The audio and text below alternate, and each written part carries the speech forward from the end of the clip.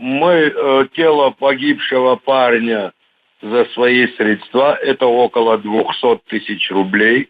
Мы доставляем тело в Москву.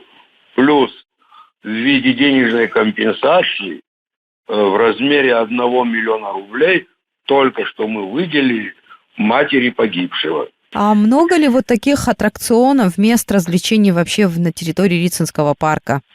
Таких мест 4. Но работало только вот это в зимний период. Вы понимаете, вот эти все аттракционы, тарзанки, канатки, они получают справку от Гостехнадзора, что они исправны. Без наличия этой справки мы договор не заключаем. По истечению времени, естественно, эта справка уже не считается негодным, и они новую справку должны. Технадзор должен приехать, техосмотр провести, и потом только по новой, обратно новый договор.